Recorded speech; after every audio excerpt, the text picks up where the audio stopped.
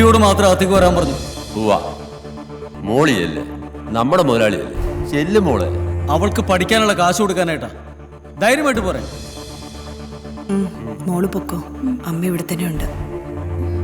പോക്കോ. कबीर सेठ, आपका गिफ्ट अभी आएगा.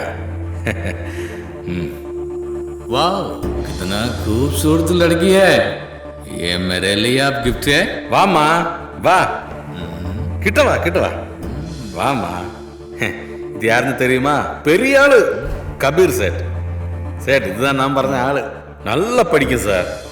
മോളെ, ഇനി മുതൽ മോളുടെ പഠനത്തിന്റെ എല്ലാ ചെലവുകളും നോക്കുന്നത് ഈ കബീർ ഭായി ആയിരിക്കും. മോൾക്ക് എന്നാ വേണം കേൾക്കാം. നല്ല ആളമ്മ, നല്ല ആള്. അഴാതെ പോമാ. என்னம்மா இப்படி இல்ல, போமா போ. சின்ன குழந்தை.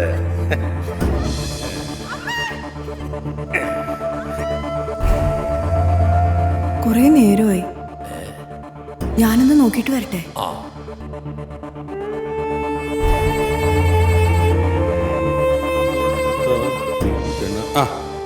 என்னம்மா பசிக்குதா? உள்ள போய் சாப்பிடு. വേണ്ട. அப்படின்னா ஜூஸ் சாப்பிடமா? വേണ്ട പെരിയവരെ, എന്റെ മോള്. அது வந்து டேய் உள்ள போடா. சோம்பேறி பசங்க. அம்மா ஒண்ணுமே இல்லைம்மா. உங்களுக்கும் குடும்பத்துக்கும் நான் ஒருபாடு உதவி செய்திருக்கேன். எனக்கு வந்து கோடிக்கணக்கில் ரூபாய் ஆஸ்தி இருக்கேன். ஆனாலும் മുംബൈയിൽ ഒരു ചിന്ന ബിസിനസ് പண்றதுக்கு உங்களோட ഹെൽപ്പ് എനിക്ക് വേണം. ഞാൻ പെരിയവർക്ക് എന്ത് സഹായം ചെയ്യാ? புரிய வைக்கிற கண்ண, உள்ள என்னோட ஃப்ரெண்டு ஒரு பெரிய பிஸ்னஸ்காரர் இருக்கு. அவங்க நினைச்சா இங்க பாரு, என்னோட பிஸ்னஸ் வந்து இனியும் டெவலப் பண்ணலாம்.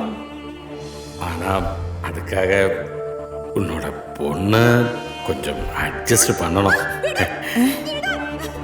അയ്യോ, എന്റെ മോള്. என்ன என்னடி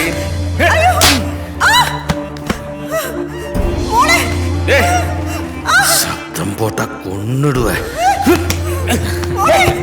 ബേട്ടി അന്തര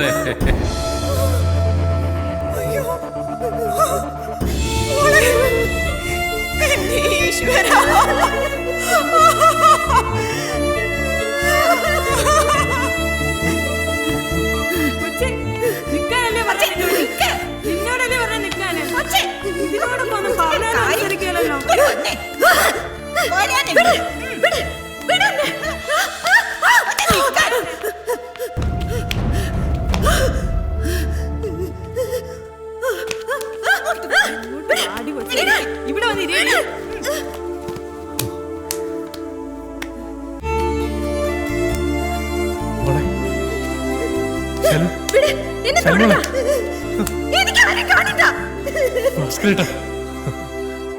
എന്റെ അമ്മ ആത്മഹത്യ ചെയ്തു.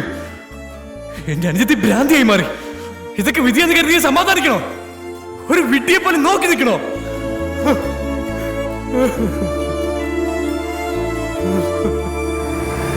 ഇതിനൊക്കെ പകരം ചോദിക്കാൻ ഞാൻ തീരുമാനിച്ചു.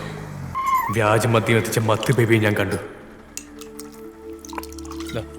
ഒരു സെറ്റ്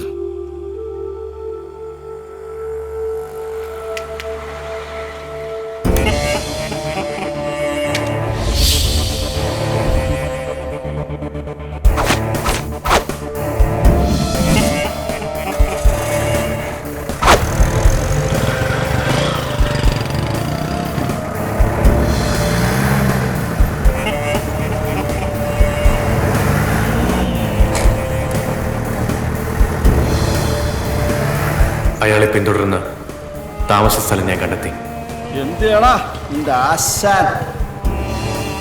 അങ്ങനെയാണ് ഞാൻ ആശാന്റെ വർക്ക്ഷോപ്പ് ലക്ഷ്യമാക്കി എത്തിയത്.